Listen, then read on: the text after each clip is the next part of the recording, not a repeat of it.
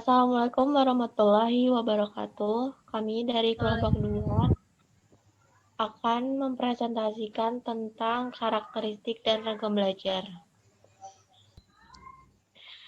Untuk yang pertama tentang karakteristik belajar akan dipresentasikan oleh Mbak Tanti. Waktu dan tempat saya persilahkan. Jadi karakteristik belajar itu terdapat banyak ragamnya. Yang pertama itu ada perubahan intensional. Nah, perubahan intensional sendiri itu cirinya yang pertama, perubahan yang terjadi dalam proses belajar adalah berkat pengalaman atau praktek yang dilakukan dengan sengaja dan disadari.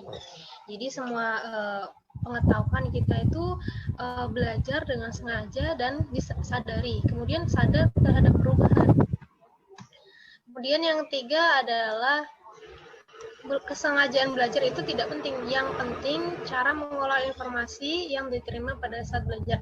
Jelas, kalau kita belajar, kita tuh memperhatikan gimana cara informasi itu dapat diterima oleh murid. Next, yang kedua itu ada perubahan positif aktif. Yang pertama perubahan positif. Yang dinamakan perubahan positif itu yaitu perilaku belajar yang menunjukkan ke arah kemajuan. Nah, kemajuan tersebut itu bermakna kita tuh memperoleh sesuatu yang baru, yaitu seperti pemahaman baru atau keterampilan baru. Yang kemudian itu perubahan aktif. Nah, perubahan aktif sendiri itu yang bersifat perubahannya bersifat aktif, yang artinya itu perubahan itu tidak terjadi dengan sendirinya, melainkan karena usaha individu kita sendiri. Contohnya jika pengetahuan baru tentang kita ingin memperoleh pengetahuan baru gitu ya tentang psikologi pendidikan, nah maka kita secara aktif melakukan kegiatan membaca atau mengkaji buku-buku psikologi belajar pendidikan gitu, berdiskusi dengan teman dan lain sebagainya. Kemudian penjelasan selanjutnya akan dijelaskan kepada rekan saya berikutnya. Selanjutnya yaitu perubahan efektif fungsional. Perubahan efektif sendiri yaitu perubahan yang muncul karena dalam proses pembelajaran ini bersifat berhasil sehingga dapat membawa manfaat bagi peserta didik itu sendiri. Kemudian perubahan fungsional ini berarti bahwa perubahan yang efektif tadi akan membawa manfaat bagi siswa dan perubahan ini bersifat menetap. Selanjutnya,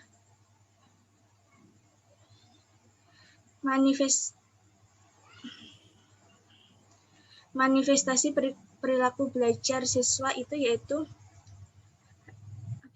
perwujudan hasil belajar siswa yang terbentuk pada perubahan perilaku siswa. Yang pertama yaitu manifestasi kebiasaan. Manifestasi kebiasaan ini terbentuk karena pasti dalam proses pembelajaran siswa akan mengalami perubahan dalam proses belajar. Dan pembiasaan ini juga meliputi pengurangan perilaku yang tidak diperlukan sehingga pada proses penyusunan pengurangan ini muncul suatu pola bertingkah laku baru yang relatif menetap dan otomatis. Kebiasaan ini terjadi karena prosedur pembiasaan dalam klasikal dan operan kondisi. Selanjutnya akan dilanjutkan oleh Darujatun. Selanjutnya saya akan menjelaskan manifestasi keterampilan. Itu manifestasi keterampilan yaitu kegiatan yang berurat-urat syaraf dan otot-otot yang lazimnya tampak dalam kegiatan jasmaniah seperti menulis dan berolahraga yang meskipun sifatnya motorik. Keterampilan-keterampilan itu memerlukan koordinasi gerak yang teliti dan kesadaran yang tinggi. Selanjutnya, slide yang ke-10 yaitu tentang manifestasi pengamatan. Manifestasi pengamatan yakni proses menerima, menafsirkan, dan memberi arti rangsangan yang masuk melalui indera seperti mata dan telinga. Berkat pengalaman belajar seorang siswa akan mampu mencapai pengamatan yang benar objektif sebelum mencapai pengertian. Kemudian akan dibacakan kembali oleh Mbak Mia tentang manifestasi berpikir asosiatif dan daya ingat. Mia. Terima kasih atas kesempatannya. Bentar. Bismillah. Terima kasih atas kesempatannya. Baiklah, kali ini saya akan menjelaskan mengenai manifestasi berpikir asosiatif dan daya ingat. Berpikir asosiatif adalah cara berpikir dengan cara mengasosiasikan sesuatu dengan lainnya. Berpikir asosiatif itu merupakan proses pembentukan hubungan antara rangsangan dengan respons.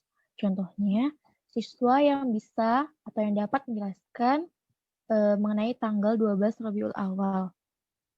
Kemampuan siswa menjelaskan tersebut merupakan kemampuan asosiasi yang dapat siswa itu lakukan, yang dapat siswa itu jelaskan, itu. Kemudian selain itu mengenai daya ingat itu merupakan perwujudan dari belajar itu sendiri. Sebab dengan daya ingat unsur pokok dalam berpikir asosiatif menjadi sangat baik itu. Selanjutnya, next.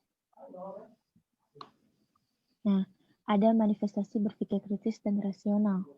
Berpikir rasional dan kritis adalah perwujudan dari perilaku belajar, terutama yang bertalian dengan pemecahan masalah. Pada umumnya, siswa-siswi yang berpikir rasional akan menggunakan prinsip-prinsip dan dasar-dasar pengertian dalam menjawab pertanyaan bagaimana atau how dan mengapa atau why. Dalam hal berpikir kritis, siswa biasanya dituntut menggunakan strategi kognitif tertentu yang dapat diujikan dengan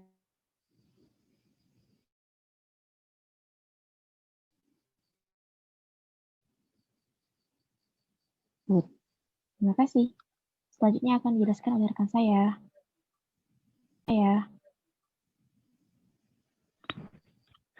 Selanjutnya yaitu manifestasi sikap.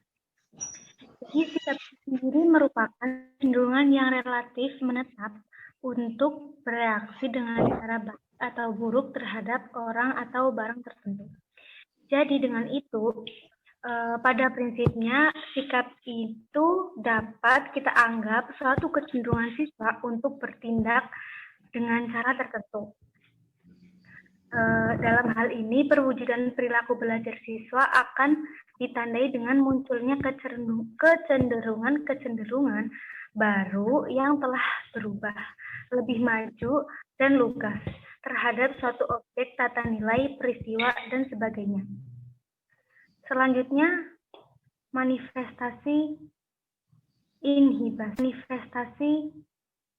inhibasi. Jadi inhibasi itu sama aja menghindari hal-hal yang mubazir. Inhibasi merupakan upaya pengurangan atau pencegahan timbulnya suatu respon tertentu karena adanya proses respon lain yang sedang berlangsung. Jadi dalam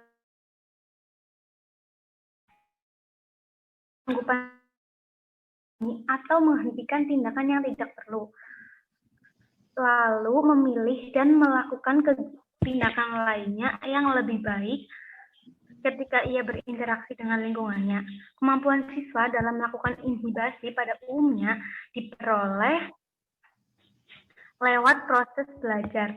Oleh sebab itu, maka dalam perwujudan perilakunya itu, siswa akan tampak pula dalam kemampuannya, jadi lebih tampak dalam kemampuan dalam melakukan inhibasi tersebut itu.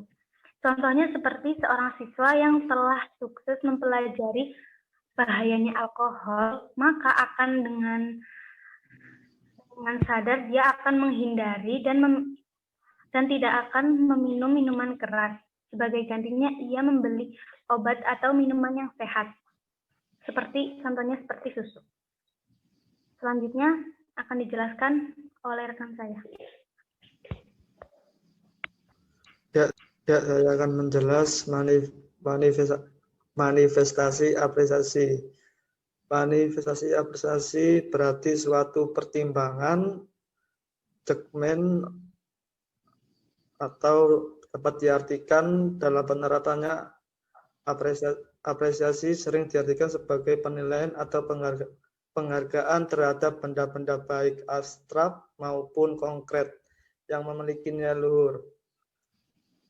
Dan apresiasi merupakan gejala ranah afektif yang pada umumnya ditujukan pada karya-karya seni. Namun, apresiasi juga dapat diberikan pada mata pelajaran, misalnya apresiasi matematika, apresiasi fisika, dan lain-lain.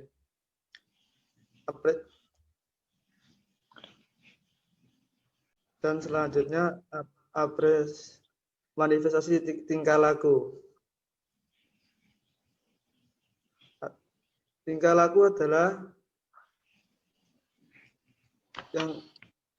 tingkah laku yang menyangkut keanekaragaman perasaan seperti takut, marah, sedih, gembira, kecewa, senang, benci, was-was, dan sebagainya. Tingkah laku seperti ini tidak terlepas dari pengaruh pengalaman belajar siswa-siswi sebagai akibat konstruksi sekolah.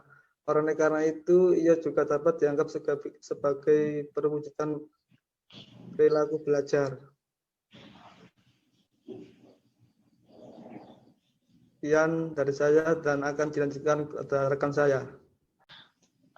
Baik, selanjutnya adalah belajar abstrak. Belajar abstrak adalah belajar yang menggunakan cara-cara berpikir abstrak yang bertujuan untuk memperoleh pemahaman dan pemecahan masalah-masalah yang tidak nyata. Kemudian belajar keterampilan. Nah, di dalam belajar ini dia menggunakan gerakan-gerakan motorik dan berhubungan dengan urat-urat syaraf serta otot-otot. Sehingga belajar ini akan bertujuan untuk memperoleh dan menguasai keterampilan jasmani tertentu. Selanjutnya, itu adalah belajar sosial. Belajar sosial adalah belajar yang bertujuan untuk memperoleh keterampilan dan pemahaman terhadap masalah-masalah sosial. Nah, ini akan mempengaruhi nilai sosial dan sebagainya. Termaksud belajar jenis ini akan memahami segala masalah keluarga, serta dapat menyelesaikan permasalahan ini antar kelompok ataupun individu, dan akan selalu bersifat sosial. Nah, selain itu, belajar sosial ini akan bertujuan untuk mengatur dorongan-dorongan nafsu pribadi demi kepentingan bersama dan memberi peluang kepada orang lain atau kelompok lain untuk memenuhi kebutuhannya secara berimbang dan proporsional. Nah, untuk belajar sosial ini akan tercantum pada mata pelajaran agama dan PPKN. Selanjutnya yaitu belajar pemecahan masalah. Belajar pemecahan masalah adalah belajar yang digunakan untuk memperoleh keterampilan atau kemampuan memecahkan berbagai masalah secara logis dan rasional. Di dalam pemecahan ini, hampir semua bidang studi atau mata pelajaran itu dapat dijadikan sebagai sarana belajar pemecahan masalah. Untuk keperluan itu, maka guru, khususnya dalam mengajar eksakta seperti matematika dan IPA, itu sangat dianjurkan untuk menggunakan model dan strategi pengajaran yang berorientasi pada cara pemecahan masalah. Sekian dari saya. Baik, akan saya lanjutkan kembali, yaitu belajar rasional. Belajar rasional adalah belajar dengan menggunakan kemampuan berpikir secara logis dan rasional. Tujuan pembelajaran ini yaitu untuk memperoleh aneka ragam kecakapan menggunakan prinsip-prinsip dan konsep-konsep. Selanjutnya yaitu belajar kebiasaan. Belajar kebiasaan adalah belajar yang digunakan untuk membentuk kebiasaan-kebiasaan baru atau perbaikan kebiasaan yang telah ada. Nah, tujuan pembelajaran ini itu adalah agar siswa-siswi itu dapat memperoleh sikap-sikap dan kebiasaan. Untuk sebagai tanda, kebiasaan baru yang lebih tepat dan positif dalam arti selaras dan kebutuhan ruang dan waktu. Baik, selanjutnya akan dilanjutkan oleh saudara saya, Rahmat. Baik, untuk selanjutnya yaitu belajar apresiasi dan belajar pengetahuan. Di dalam belajar apresiasi itu adalah belajar yang mempertimbangkan arti penting atau nilai suatu objek. Sedangkan belajar pengetahuan ialah belajar dengan cara melakukan penyelidikan mendalam terhadap objek pengetahuan tertentu. Di dalam belajar apresiasi dan belajar pengetahuan itu lebih dicondongkan pada mata pelajaran IPA dan IPS karena di situ pengetahuan yang akan didalami oleh siswa itu lebih meluas dan dapat dipahami secara cepat oleh para peserta didik. Kemudian perbedaan individu dan kesiapan belajar akan disampaikan oleh Rahmat. Ya, selanjutnya itu hakikat perbedaan individual. Perbedaan individual adalah perbedaan ciri dan sifat antara orang yang satu dengan yang lainnya, baik dalam aspek fisik maupun psikologis. Sifat individual adalah sifat yang berkaitan dengan orang perseorangan. Adapun perbedaan individu menurut Gary tahun 1963 dalam buku Perkembangan Peserta Didik karya Sunarto dan Agung Hartono mengategorikan perbedaan individual sebagai berikut. Hal-hal yang berkaitan dengan psikologi pribadi yang menjelaskan perbedaan psikologis maupun fisik antara orang-orang serta berbagai persamaannya. Dan Gary juga mengategorikan perbedaan individual ke dalam bidang-bidang sebagai berikut. Yang pertama yaitu perbedaan fisik, terus perbedaan sosial, perbedaan kepribadian, perbedaan inteligensi dan kemampuan dasar, dan perbedaan kecakapan. Dan perbedaan individu secara umum meliputi yang pertama yaitu perbedaan kognitif, perbedaan individual dalam kecakapan bahasa, perbedaan dalam kecakapan motorik, perbedaan latar belakang, perbedaan dalam bakat, perbedaan dalam kesiapan belajar, perbedaan jenis kelamin, perbedaan gaya belajar, dan perbedaan kepribadian. Oke, selanjutnya akan dilanjutkan oleh teman saya. Baiklah, di sini saya akan menjelaskan tentang beberapa teori tentang perbedaan individual. Dikembangkan oleh Lindgren tahun 1980 mengatakan bahwa sebuah perbedaan individual menyangkut mengenai variasi yang terjadi, baik variasi dalam aspek fisik dan juga psikologis. Perbedaan individual tersebut juga disatukan dalam sebuah teori Chaplin yang menyatakan sembarang sifat atau perbedaan kuantitatif dalam suatu sifat yang dapat membedakan suatu individu dengan individu lainnya. Yang pertama itu ada pola asuh. Pola asuh yakni pola perilaku yang digunakan untuk berhubungan dengan anaknya seperti otoriter, permisif, atau autoritatif. Yang kedua ada urutan kelahiran. Yang ketiga ada budaya. Budaya di sini merupakan pikiran, akal, dan hasil dari karya manusia atau bisa disebut dengan adat istiadat. Yang keempat ada perbedaan bahasa, dan yang terakhir ada perbedaan kognitif. Perbedaan kognitif. Kognitif merupakan salah satu aspek penting dari perkembangan peserta didik yang berkaitan langsung dengan proses pembelajaran dan sangat menentukan keberhasilan mereka. Nah, di sini guru bertanggung jawab untuk mengedukasi dan memahami hal yang berkaitan dengan perkembangan kognitif tersebut. Nah, perkembangan kognitif pada seorang individu otak yang pada dasarnya otak pengendali ranah-ranah kejiwaan seperti ranah afektif dan psikomotor. Hal mendukung siswa dari fungsi kognitif individu ialah memiliki potensi yang dapat menyebabkan perbedaan dalam berpikir mereka. Perkembangan atau tidaknya tergantung pada lingkungan, seperti kemampuan berpikir normal, di atas normal, maupun di bawah normal. Mungkin cukup sekian penjelasan dari saya. Materi selanjutnya akan dijelaskan oleh teman saya. Yang selanjutnya yaitu perbedaan individual dan belajar anak. Pada dasarnya, tiap individu merupakan satu kesatuan yang berbeda antara satu dengan yang lainnya. Perbedaan itu dapat dilihat dari dua segi, yakni horizontal dan vertikal. Perbedaan individual disebabkan oleh dua faktor, ialah faktor keturunan atau bawaan kelahiran, dan faktor pengaruh lingkungan. Kedua faktor ini memberikan pengaruh terhadap pertumbuhan dan perkembangan siswa atau peserta didik. Jadi di sini perbedaan individual itu dibagi menjadi dua. Salah satunya perbedaan segi horizontal. Jadi perbedaan segi horizontal yang dimaksud di sini adalah perbedaan individu dalam aspek mental seperti tingkat emosi dan sebagainya.